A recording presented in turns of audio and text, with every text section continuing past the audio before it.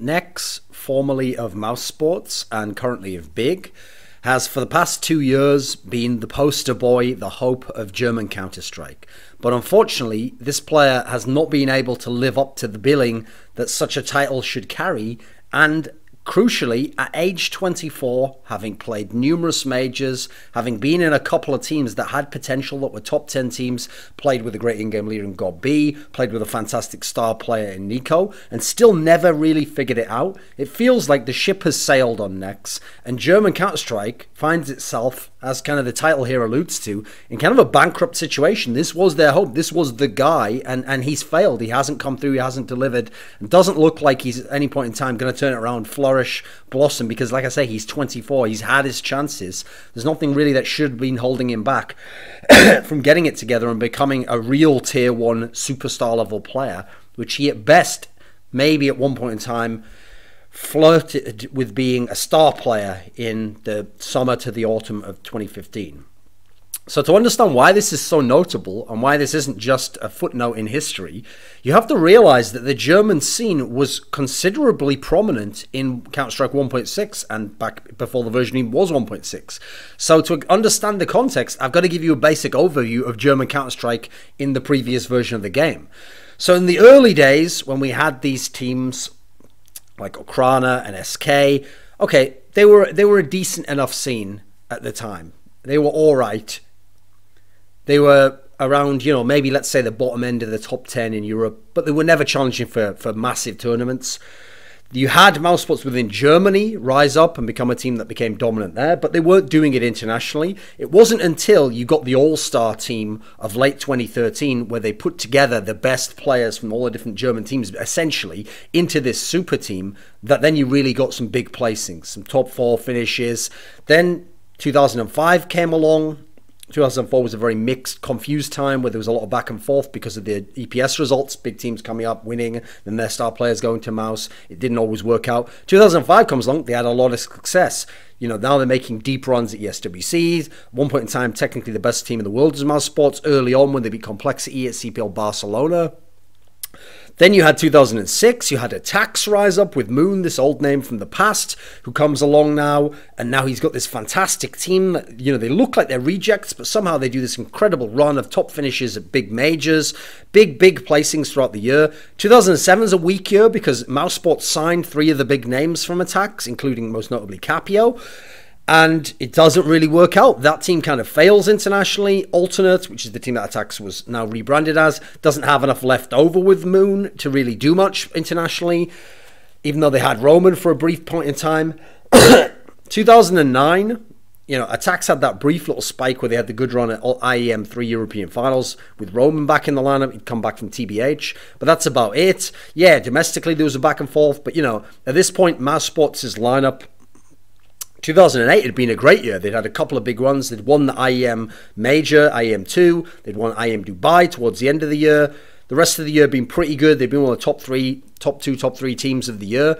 2009, though, Mouse Sports again, the lineup weakens. They kick out Gore. It wasn't until 2010 when they brought in Roman, who was the big name, the big individual star player, but not on the best team because he was playing over in Alternate and TBH, whereas now Mouse Sports, they got him into the lineup.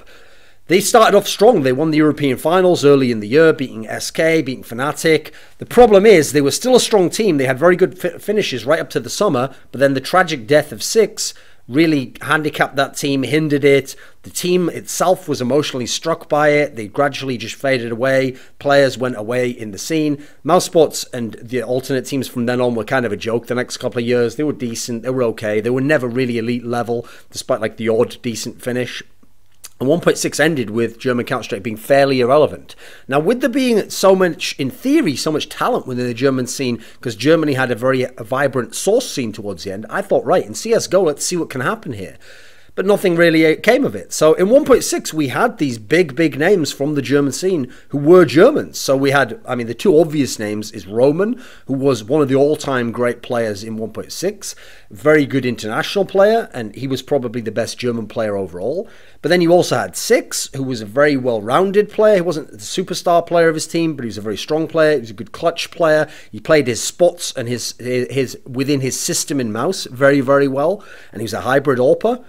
Then you had other names throughout history who were very good. So in sort of like 2004, 2005, Blizzard was a really strong all-around player, more like a kind of a Zipnix type individual. You had Capio, was a real strong player around 2006 with attacks, but kind of faded and just became a good middle-of-the-pack type player around a Cajun B type around 2000 and let's say 2007, 2008 in those classic lineups. Johnny R was a very good AWPer at one point in time in like 2003. Problem is, his career before that, he'd been a massive onliner, and then he faded away fairly fast after that. And then, yeah, Godby was the great in-game leader, but I mean, technically, I'm not sure what he identifies as, but he's a Turkish or something along those lines. And Moon was a good in-game leader, and at one point in time, 2007, a pretty good player, but he was never some superstar player on that kind of level. So in CSGO, the key turning point was, okay, Penta had risen up already. Like, they'd managed to make top 8 at DreamHack Winter 2014, that major, but that wasn't a legit top 8, because actually that came as a result of Kaylee getting banned and then Titan not being allowed to compete. So as a result, instead, you got this really whack Group B, from which iBuyPower, who kicked out Dazed and Steel, famously failed in a game against Penta, and Penta got to have the top 8 finish, but just got smashed in the round of 8. So you get to this point where in 2015, late 2014, Nex rises up. He was playing for Planet Key Dynamics, who was like one of the second and third German teams. Then he gets on to Penta at the end of the year. And early on in the year, Penta has some more success. They get top 8 at the next major, ESL1 Katowice. At that point in time, he hasn't really emerged as a star player, though. Then what happens is Mouse Sports picks up a bunch of the Penta players. They had guys like Dennis and Spiddy. And then they go over and they make this lineup with Godby, who has obviously been a mainstay of Mouse Sports for quite some time. And now they have the run, and it's not just triggered by Godby, who was doing a very good job tactically, but it's really triggered by the emergence of Nex as this really good player. So they have this run over the summer into the autumn where Mouse Sports is legitimately looking like they're going to be like a top 6 team in the world. Like, they could challenge to go, let's say like playoffs of majors, certainly like, maybe a semi-final finish if they do well. They're matching up well with all the teams they're playing. They're getting big upsets. So at Gfinity Summer Masters, they finished top 4. They beat Virtus Pro in 2 best of 3s in the group stage. That was where the group stage was all best of 3s. They took Envious to 3 maps. Then there's Civo P Season 7, where they finished top 4 there. They beat Cloud9, the same Cloud9 that had just been on that run of 3 finals in a row in the summer. They beat Cloud9 in a series. They lose to Na'Vi, who at the time obviously one of the better teams. Very, very good team. The Ace of Predator Masters Season 1 had teams like Dignitas, who were emerging themselves at the time. They had TSM, who was one of the best in the world there. Now, they didn't play these teams, but that's because they actually got knocked out earlier on. But the guys from Mouse Sports managed to make it to the final of the tournament, where unfortunately they lose, despite having a game lead, in a best of 7 to Hellraisers. I mean, Hellraisers is a classic upset team, and Hellraisers did have a couple of overperformances there. Nex himself actually underperformed a bit in this final, and so they lose that event, but still overall pretty solid results. Then they later on, I mean, this is after the major, but they had Civo P Season 8. They go back to Civo again. This time they finished second. They actually managed to beat Na'Vi in the group stage. They managed to beat Luminosity, who hadn't yet gotten FNX and Taco, obviously, but still they had Cold Zero at this point in time. They beat them in a best of 3. Nex himself was having really strong performances in these games here. The problem is, Mouse Sports massively failed at the majors. They never got out of the group stages. So there's ESL1 Cologne, obviously even on home soil in Germany. Then there was DreamHack Cluj-Napoca. And every time they had groups where they should have had chances to do it, they had games where you look at the opponent and it's like they should easily take care of them if they can beat Virtus Pro in a best of 3, and they never did it. And part of the reason why is just as their success was in some ways spiked by Nex, because it wasn't until Civo P Season 8 that they were using Nico as well, and he was really beasting. Before this, Nex was the star player of Mouse Sports. Well, he's the guy who massively failed at these majors. Yeah, as a team they flunked, but his individual performance was terrible. His drop-off was massive. He fell apart massively at both Cologne, both DreamHack Cluj-Napoca. So then we come to the post-Godby era. Godby's taken out of the lineup. Nico comes in, and he even becomes the in-game leader at some point in time. Unfortunately, now Nico goes incredible. He's a really sick player for the end of 2015. Coming in 2016, he's one of the best players in the world, if not the best player in the world. But Godby leaving seems to kill Nex completely. Now, Nex failed at majors, yes. But up until that point in time, Nex was still doing really well at the non-major tournaments against Tier 1 competition still. He murdered Tier 2 easily. But Tier 1 he was still very good against. He could play against Na'Vi, Virtus.pro, Envious, NIP. Any of these teams, he could really bring it against them and look like a legit star player. Perhaps even creeping into like a top 10 player in the world. That was the level of his performances.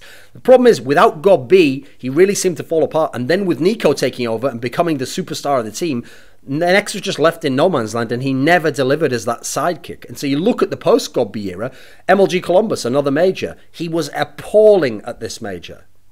Then you have E-League Season 1. It's fairly weak, actually.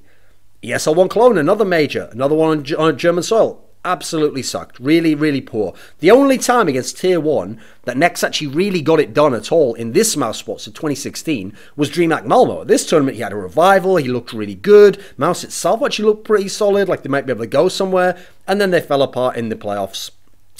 And yet the bizarre thing was, you go into Tier 2 competition, and yeah, Nico's still beasting, but Nex was incredible against Tier 2 in this Mouse Sports. And so you're still saying the talent's there, like the potential's there. Why can't this guy do it against Tier 1? I mean, admittedly, he doesn't have his in-game leader. That might be a factor, or he can't play with Nico, whatever the reason might be. And so eventually, he's the guy that's removed. He's the guy that just didn't fit. He's the guy who couldn't play his role and live up to that superstar status. In fact, it was Chris J who started to come on later in the year, where Chris J was really like the third player, and it was always about Nico and Nex before that. So Chris J ends up kind of taking his spot in some senses as a star, and so Nex is surplus to requirements, and rightfully so, was taken out. Because this is the problem.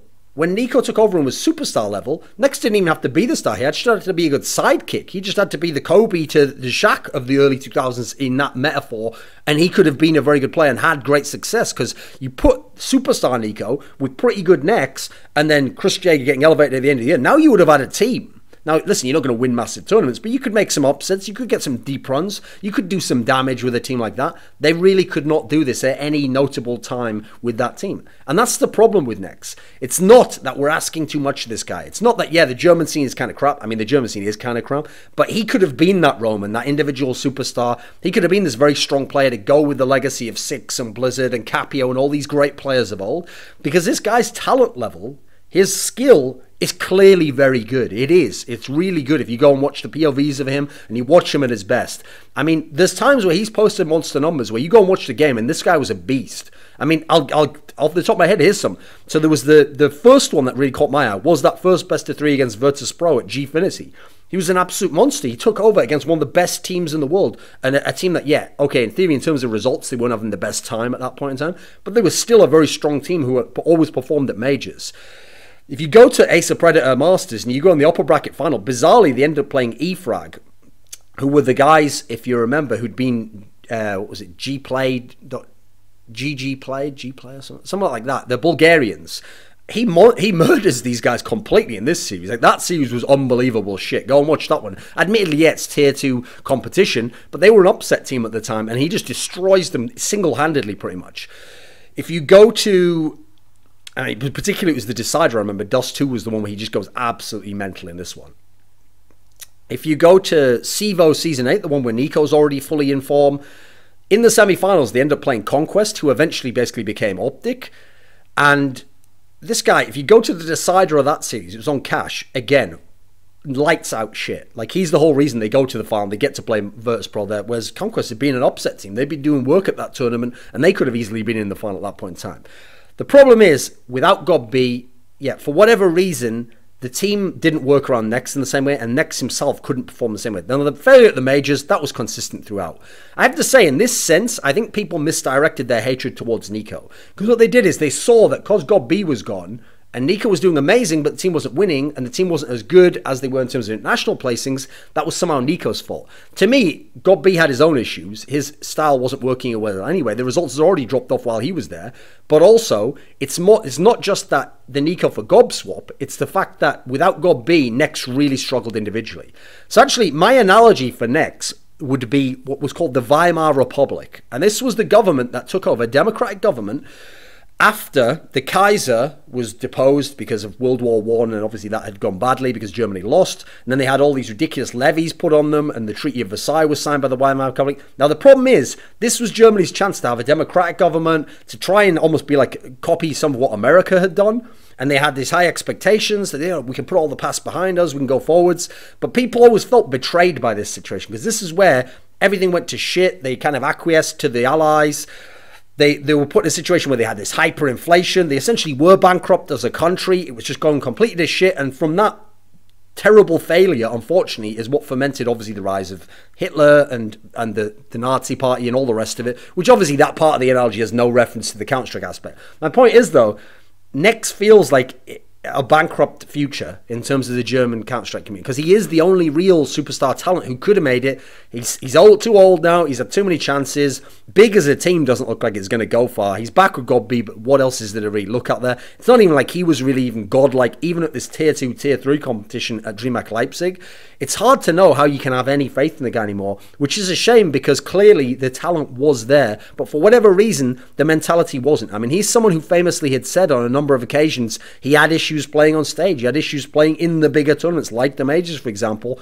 And the fact he could never get over those, that's kind of a sad situation, I have to say, because German Counter-Strike was a great part of Counter-Strike history and did produce some great players. Next could perhaps have been someone who followed in that lineage.